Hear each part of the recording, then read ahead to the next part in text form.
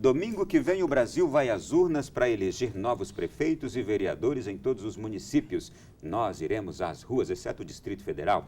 Bom, e é por isso que nós estamos aqui nos antecipando e falando sobre essas eleições. A gente terminou o último bloco falando sobre este estar preparado, estar apto ou não correr o risco de escolher mal. E a gente parou aqui num ponto bem interessante, que a gente falava sobre este exercício do eleitor de não se enojar com a política, apesar dos motivos que tem, porque não adianta, ela é indispensável hoje para a vivência em sociedade. Então a gente vai morar em outro planeta. Verdade. Ou se interessa pela política, ou vai morar em outro planeta, lamentavelmente.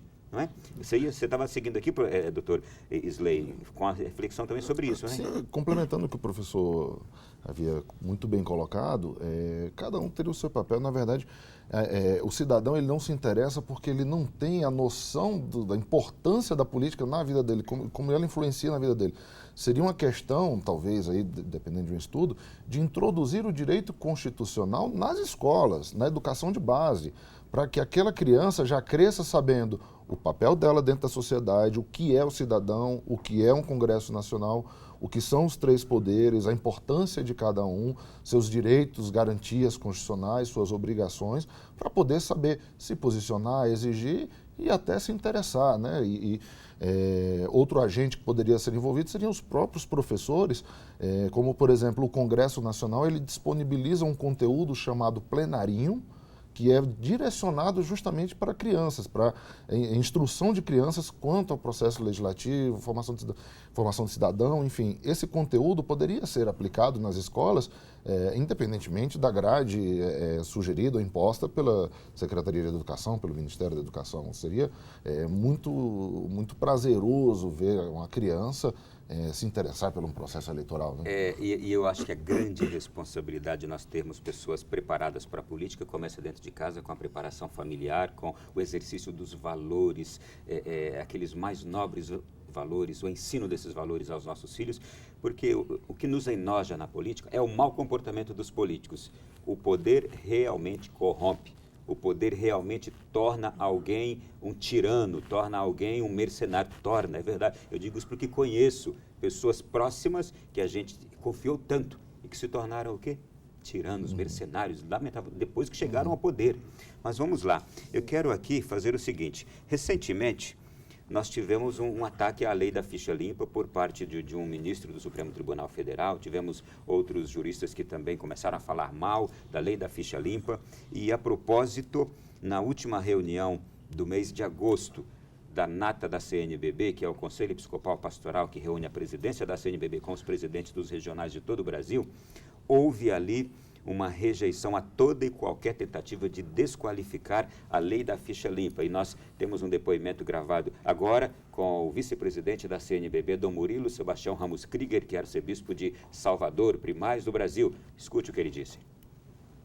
Uma das grandes conquistas aqui da Igreja no Brasil, junto com outras entidades, foi a chamada Lei da Ficha Limpa, que justamente visa preservar a nossa democracia, porque na medida em que afastamos da possibilidade de ser eleitos pessoas que já comprovaram em cargos públicos que não têm condições de governar porque pensam em si e não no bem da comunidade, quer dizer, uma vez aprovada essa lei, parecia assim que tínhamos resolvido um grande desafio nosso, mas infelizmente esta lei agora foi sendo interpretada de uma forma mais benigna e é triste, e é lamentável, porque quanto mais for colocada em prática a lei da ficha limpa, se evitam problemas que fatalmente vão ocorrer, porque a experiência tem mostrado quem foi corrupto no passado,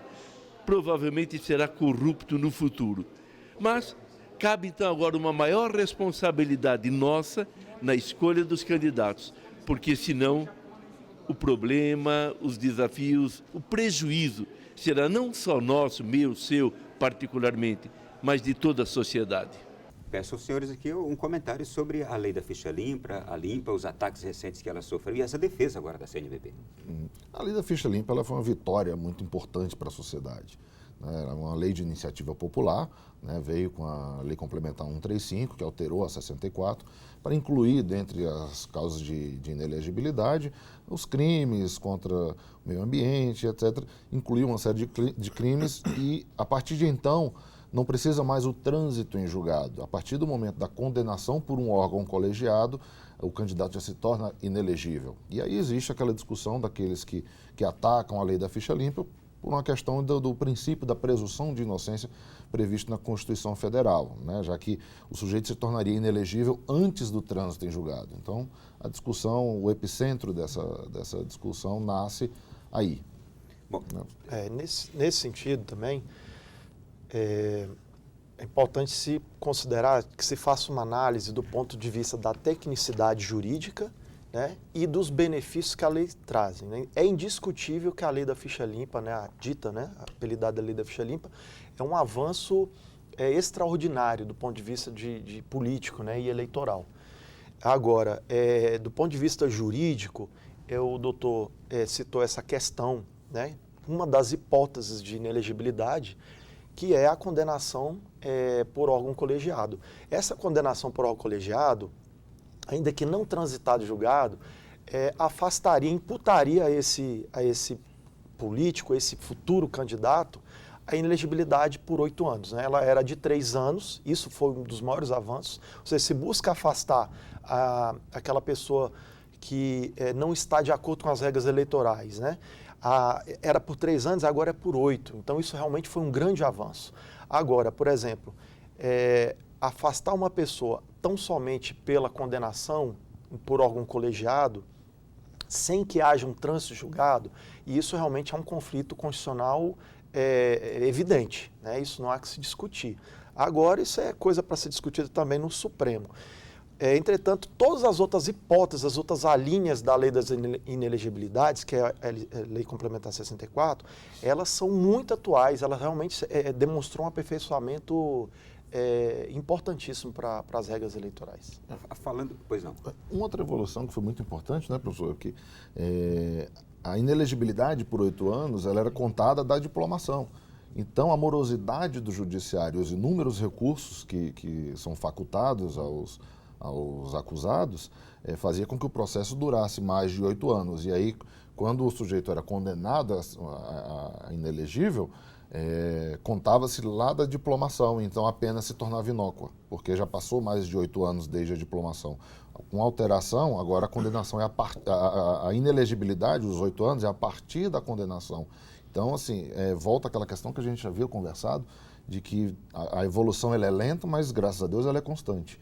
Então, quando vão surgindo questões, elas vão sendo aperfeiçoadas, ano após ano, eleição após eleição, e Deus quiser, um dia chegaremos num processo liso e perfeito. Vamos chegar aqui nessas questões de legislação, vamos chegar aqui agora a outra decisão polêmica recente e que influencia diretamente nas eleições. Supremo gera polêmica ao decidir sobre julgamento de contas de prefeitos.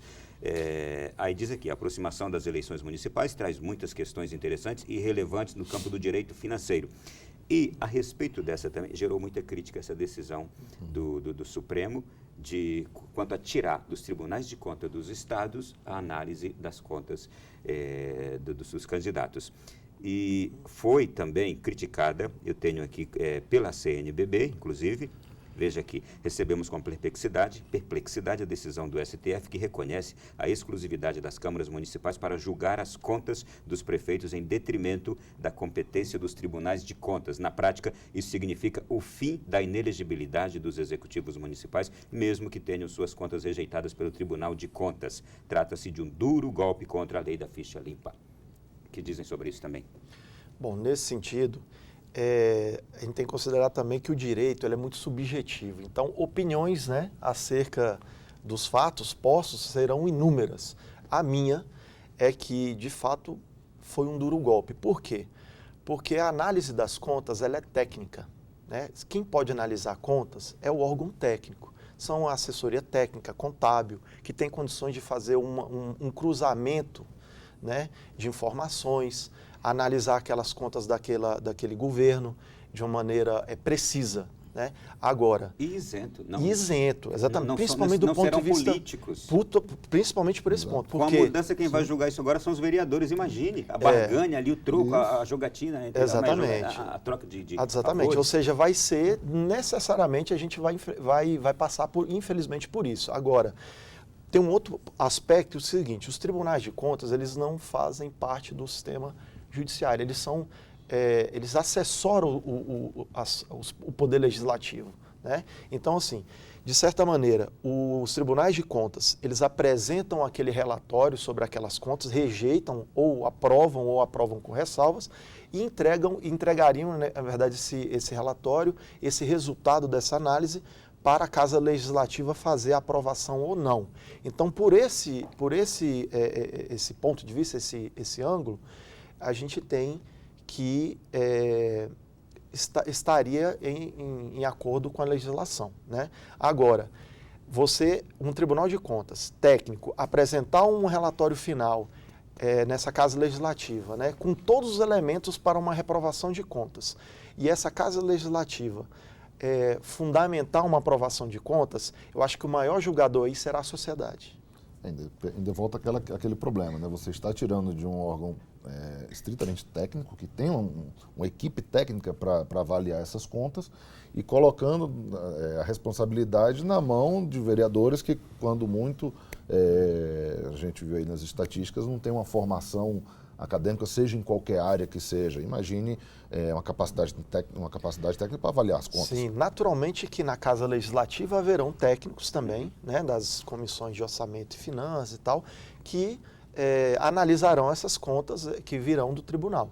Entretanto, a gente sabe também que os presidentes das comissões, aqueles responsáveis, ou mesmo na própria votação de plenário, eles nem sempre acatam a argumentação técnica da própria Casa Legislativa, né? Então, ficará novamente a cargo de acordões, né? E ainda tem aquelas prefeituras menores, né? Aquelas cidades menores que não dispõem de equipe técnica. Isso corresponderia a tirar hoje a atribuição do Tribunal de Contas da União de julgar as contas da Presidência da República, não é? Do Presidente da República. Sim. Exato, corresponderia a isso. Sim. Que você está se tirando de um tribunal técnico, que é o Tribunal de Contas Estadual, e passando para as câmaras municipais. Emblemático essa análise, sabe por quê? O nosso recente processo de impeachment derivou justamente da análise das contas da ex-presidente pelo Tribunal de Contas. Uhum. Assim, coincidência ou não, essa decisão do Supremo vem logo após, né, toda essa celeuma que foi criada, que foi analisada, que ocasionou no impeachment da ex-presidente Dilma, né? Curiosamente, né? E mais coincidências. E mais curiosamente, coincidentemente, a gente viu uma outra tentativa recente de se mudar na Câmara dos Deputados, também com um projeto que surgiu no meio da noite ali e que no dia seguinte se soube qual era a pretensão, que era a punição, a não punição daqueles que praticaram Caixa 2. E justamente numa hora em que se está tomando decisões de punir exatamente isso. Então, são coincidências demais, né? É muita coincidência, né? Assim, questões de conveniência, a gente vê que algumas proposições legais não vão pela conveniência da sociedade, mas por conveniências pessoais, né? Sim. Vamos lá. Seguindo aqui, ainda no nosso roteiro, eu tenho aqui algo interessante para a gente falar. Eu queria conhecer sobre a Cartilha Eleitoral 2016, que o nosso professor, juntamente com sua esposa, desenvolveram. Professor Maurício, nos fale um pouco sobre essa cartilha, no que ela vai facilitar a vida do eleitor, ou do candidato, ou da sociedade. Olha que curioso. Por toda essa nossa conversa agradável que estamos tendo aqui acerca da legislação eleitoral, de questões, né, que são tão presentes atualmente, a gente refletindo, eu e minha esposa, a doutora Leila, refletindo sobre alguns gargalos, né, na vida eleitoral, né? A gente falou assim, por que não criar um aplicativo que a gente pudesse condensar diversas informações, legislação, de uma maneira simplificada, direta, né, sem o juridiquês, né, que as pessoas não gostam, e que pudesse auxiliar os candidatos e os seus assessores. né? Por que não também os colegas advogados? Muitas vezes as campanhas são assessorados por colegas advogados que são de outras áreas. Às vezes é um amigo, né? Exato. Né, doutor? Às vezes é um amigo que atua na área civil, que atua na área criminal e tal, Pega uma e não ajuda. domina a legislação eleitoral. Então, muitas vezes, essa cartilha vem auxiliar o colega que já tem toda a capacidade técnica e jurídica, que ele vai abrir a cartilha e vai fazer a sua interpretação e auxiliar nessa campanha. Tem um outro viés muito positivo também, que nesse sentido da gente, que a Justiça Eleitoral tem proposto para o país de aperfeiçoamento das campanhas, né, de legalidade absoluta nas campanhas, de extirpar o Caixa 2, de extirpar condutas que são, né, vedadas, enfim. E a gente também vai colaborar, contribuir com esse novo pensamento, né? Ou seja, a partir do momento que essa campanha, esse assessor, esse candidato, esse colega advogado tiver essas informações na mão, vai minimizar, né, e diminuir essas possibilidades de erros, né? Porque não vai poder dizer que não sabia, né? As informações estão aí. No próximo bloco eu vou querer detalhar aqui, na cartilha, que é um aplicativo, não é? Está aqui propaganda intrapartidária, conveniência, ou melhor, convenção partidária, desculpem, registro de candidatura, propaganda no rádio e na TV, prioridade postal e uma porção de outras coisas. A gente vai detalhar daqui a pouquinho, no próximo bloco. E no próximo bloco nós vamos falar também aqui de um outro assunto interessante. Existe na legislação um percentual mínimo da presença de mulheres nos cargos hoje políticos, não é? E também filiações partidárias e tal. Parece que não foi observado nessas eleições agora, a gente vai falar sobre isso também. E ainda a faixa etária dos candidatos destas próximas eleições. É já já.